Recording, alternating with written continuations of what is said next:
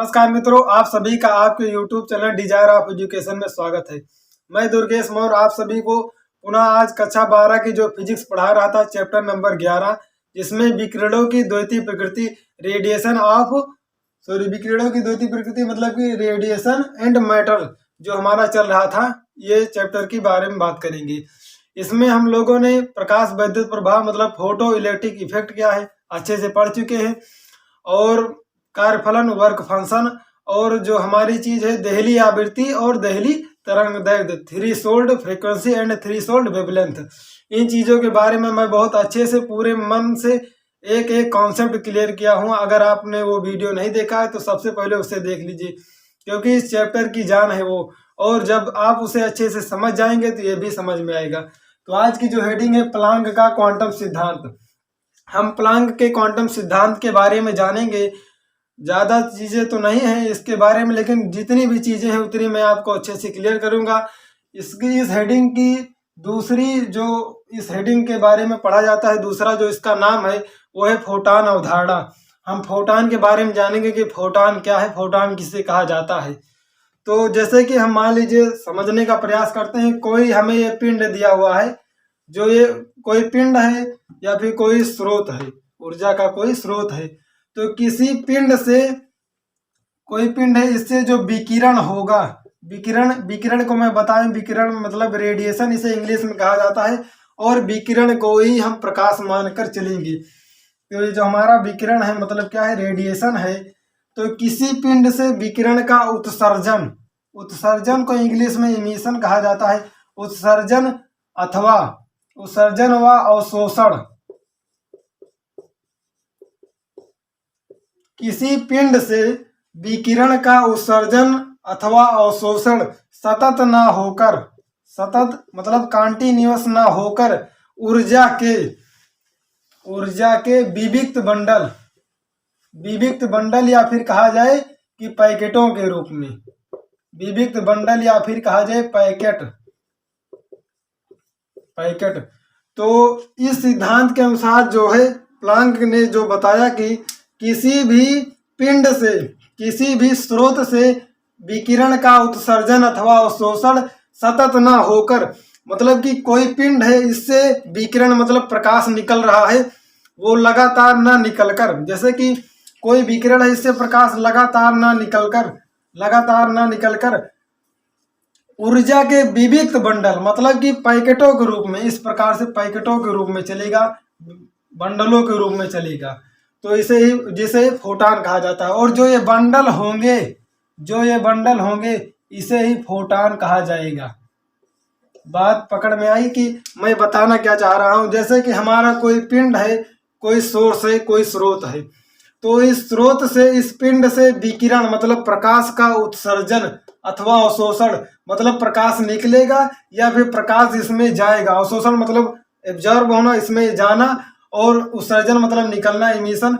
तो प्रकाश का उत्सर्जन अथवा इमिशन, विकिरण का उत्सर्जन या फिर अवशोषण सतत ना होकर, मतलब इस प्रकार लगातार कंटिन्यूअस ना होकर ऊर्जा के विविक्त बंडलों के रूप में, मतलब इस प्रकार पैकेटों के रूप में होगा, और इन पैकेटों को ही हम फोटान कहते हैं। यही हमारी फोटान अवधारणा थी, यही हमारा प्लांक का क्वांटम सिद्धांत था। तो मैं एक बार आज बोल रहा हूं, आप सभी लोग यदि नोट करना चाहते हैं तो नोट कर लीजिए कि किसी पिंड से विकिरण का उत्सर्जन अथवा अवशोषण सतत ना होकर ऊर्जा के विविक्त बंडलों के रूप में होता है या पैकेटों के रूप में होता है, और इन पैकेटों या बंडलों को फोटान कहा जाता है। यही हमारा था प्लांक क्वांटम सिद्धांत। तो अच्छे से इसे समझ लीजिए। इसके बाद मैं आपको पढ़ाऊंगा आइंस्टीन का प्रकाश वैद्युत समीकरण। आइंस्टीन जो हमारी मॉडर्न फिजिक्स के जन्मदाता हैं, उन्होंने एक प्रकाश वैद्युत समीकरण, प्रकाश के बारे में एक समीकरण दिया है, उसे हम लोग पढ़ेंगे। तो मैं चलता हूं, उसके बारे में बात करता हूं।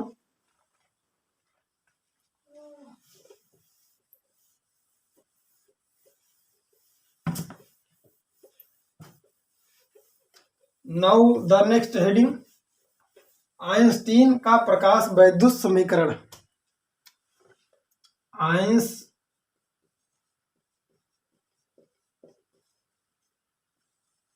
आइंस्टीन का प्रकाश वैद्युत समीकरण।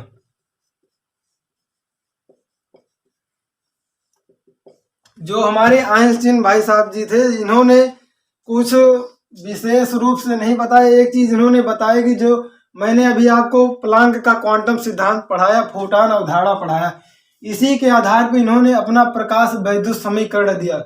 इसी के आधार पर इन्होंने बताया कि है क्या प्रकाश, मतलब कि इन्होंने बताया कि जैसे कि प्लांक का जो क्वांटम सिद्धांत था, फोटॉन अवधारणा जो बताई हमने, फोटॉन अवधारणा 1 सेकंड में से थोड़ा सा 2 बूंद जिंदगी के लिए दे देता हूं।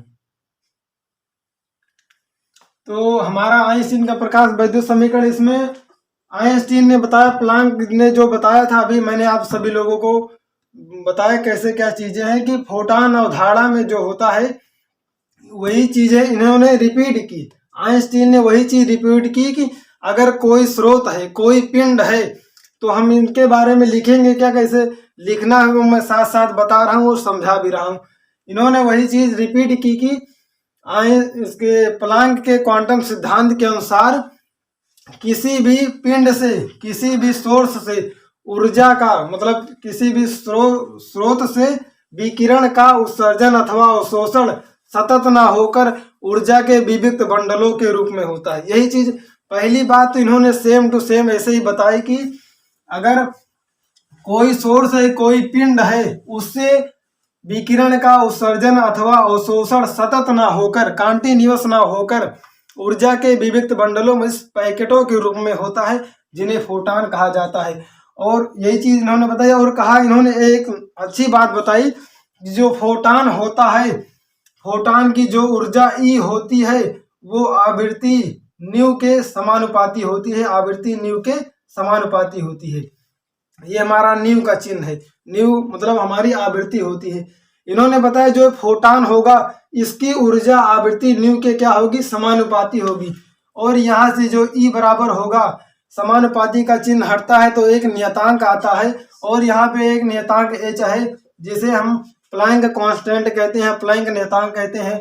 और एच की वैल्यू होती है 6.63 गुणे 10⁻³ जूल सेकेंड। ये मैंने आपको फर्स्ट लेक्चर में बताया था। तो इन्होंने जो बताया कि उस जो फोटॉन होगा, जो ये फोटॉन होगा, इसकी ऊर्जा आवृत्ति न्यू के समानुपाती होगी, और यहाँ से ये हमें प्राप्त होगा। इसे हम समीकरण नंबर 1 कहेंगे।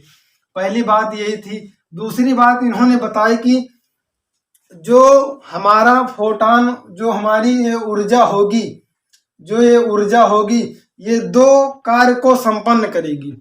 जैसे कि ये हमारी कोई धातु है, इस पे प्रकाश पड़ा, इस पे जो ऊर्जा आई वो मान लीजिए 7 इलेक्ट्रॉन वोल्ट है, तो ये 7 इलेक्ट्रॉन वोल्ट। इन्होंने दूसरी बात बताई कि जो ये ऊर्जा होगी ये 2 कार्य को संपन्न करेगी। एक क्या करेगी, इस धातु से ये हमारा क्या संवेदी धातु, सेंसिटिव मेटल है, इस धातु से इलेक्ट्रॉन को निकालने में व्यय होगी। यहाँ से जो इलेक्ट्रॉन होगा इसको इस सतह से ऊपर लाने में, मतलब कि यहाँ से इलेक्ट्रॉन को उस सतह से ऊपर लाने में व्यय होगी। दूसरी, इस जो इलेक्ट्रॉन इस सतह पे आया है, इस इलेक्ट्रॉन को गतिज ऊर्जा, काइनेटिक एनर्जी प्रदान करने के लिए आवश्यक होगी। तो इन्होंने दूसरी बात जो बताई कि जो हमारे फोटॉन की ऊर्जा होगी, इस फोटॉन की ऊर्जा सबसे 2 कार्यों को संपन्न करेगी। एक तो इस धातु से इलेक्ट्रॉन को बाहर निकालेगी, मतलब इस धातु पे प्रकाश पड़ेगा और यहाँ से इलेक्ट्रॉन निकलेगा। दूसरी बात इन्होंने बताया कि जो इलेक्ट्रॉन होगा, दूसरी मतलब 2 कार्यों को संपन्न करेगी। तो एक कार्य इसने क्या किया, इस धातु से इलेक्ट्रॉन को निकाला। अब दूसरा कार्य क्या करेगा कि इस निकले हुए इलेक्ट्रॉन को क्या करेगी, गतिज ऊर्जा प्रदान करेगी। तो दूसरी बात मैं बता रहा हूं कि आइंस्टीन के अनुसार जो ऊर्जा होगी वो 2 कार्यों को संपन्न करेगी। पहली, धातु से इलेक्ट्रॉन को निकालने में ऊर्जा व्यय होगी। दूसरी, उस निकले हुए इलेक्ट्रॉन को गतिज ऊर्जा प्रदान करने के लिए आवश्यक होगी। मतलब जो E बराबर होगा वो W प्लस क्या होगा काइनेटिक एनर्जी, और ये अधिकतम क्या होगी गतिज ऊर्जा होगी। W देखो जो ये धातु से मतलब ये जो हमारी ऊर्जा है धातु से जो इलेक्ट्रॉन निकालने में व्यय होती है वो वर्क फंक्शन मीन्स कार्य फलन के क्या होती है इक्विवेलेंट होती है, तुल्य होती है, कार्य फलन के तुल्य होती है। तो देखो ये जो गतिज ऊर्जा होगी कार्य फलन को W से दिखाते हैं, W और काइनेटिक एनर्जी इस निकले हुए इलेक्ट्रॉन को गतिज ऊर्जा प्रदान करने वाली जो इसको जो ऊर्जा प्रदान करेगी वो दोनों के क्या होगी योग के बराबर होगी। जो ऊर्जा होगी दो कार्यों को संपन्न करेगी। तो यहीं से हमारे इस पूरे कहानी की शुरुआत होगी। देखो सबसे पहली बात मैं फिर से रिपीट कर रहा हूँ, कुछ चीज अगर रह गई हो तो आइंस्टीन का प्रकाश वैद्युत समीकरण क्या कहता है कि यदि कोई सोर्स है कोई स्रोत है तो इससे विकिरण का पहले हम बोल रहा हूं मैं जो उसे आप लोग लिख लीजिए तो इससे अच्छे से क्लियर होगा कि किसी स्रोत से विकिरण का उत्सर्जन अथवा अवशोषण सतत न होकर ऊर्जा के विविक्त बंडलों के रूप में होता है जिन्हें फोटॉन कहा जाता है। ये पहली बात इन्होंने कही। और दूसरे लाइन से हम लिखेंगे ये ऊर्जा आवृत्ति न्यू के ये ऊर्जा आवृत्ति के समानुपाती होती है। उसके बाद ई समानुपाती है न्यू के, फिर ई बराबर एच न्यू, इसको इक्वेशन नंबर 1 मानेंगे। और अब दूसरी बात उन्होंने बताई कि यह जो ऊर्जा होगी वो दो कार्यों को संपन्न करेगी। चीजों को अच्छे से समझिए, ये जो ऊर्जा होगी दो कार्यों को संपन्न करेगी। एक तो इस धातु से इलेक्ट्रॉन को बाहर निकालने में, मतलब यहाँ पे प्रकाश पड़ा और ये धातु इस प्रकाश को अवशोषित करी, उसके बाद इलेक्ट्रॉन निकला। तो जो पहला काम होगा इस धातु से इलेक्ट्रॉन निकालने में वे ऊर्जा होगी जो कार्य फलन के तुल्य होगी। दूसरी बात जो ये निकली हुई इलेक्ट्रॉन जो निकला हुआ इलेक्ट्रॉन है इसको गतिज ऊर्जा प्रदान करने के लिए होगी।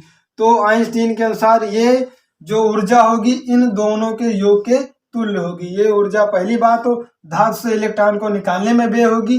दूसरी बात ये उस निकले हुए इलेक्ट्रॉन को गतिज ऊर्जा प्रदान करेगी। तो समीकरण 1 से आप लिख सकते हैं फ्रॉम इक्वेशन 1। समीकरण 1 से मैं यहाँ पे रफ कर रहा हूँ, यहाँ पे चीजों को अच्छे से समझाऊंगा। देखिए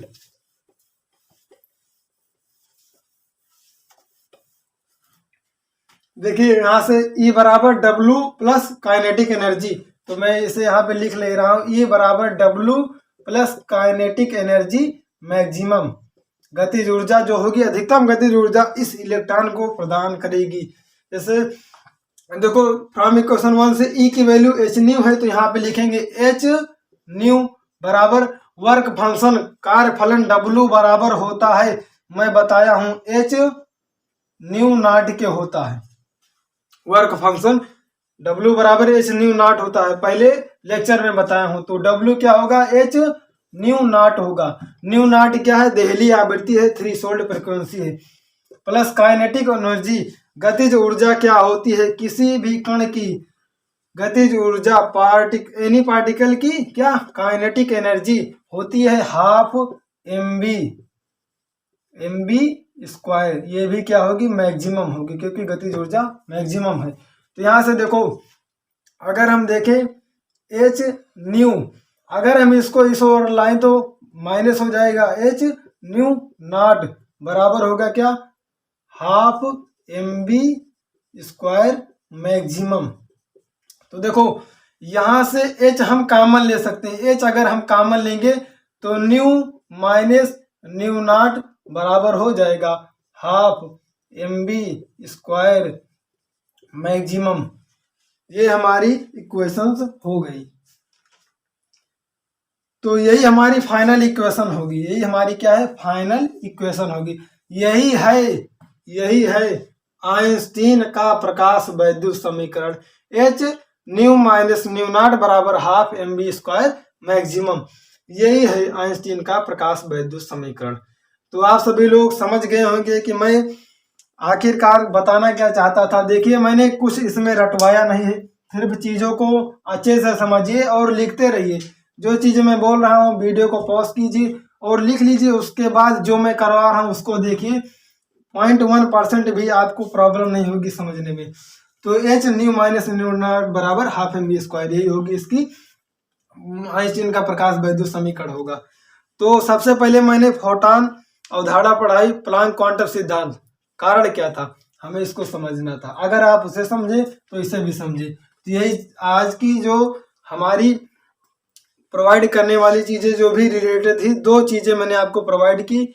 उसमें से आप सभी को आशा करता हूँ पूरी चीजें अच्छे से समझ में आई होंगी। यदि वीडियो अच्छा लगा है तो लाइक कीजिए, अपने सभी रिलेटिव्स के साथ शेयर कीजिए। तो मिलते हैं अगले वीडियो लेक्चर में। धन्यवाद।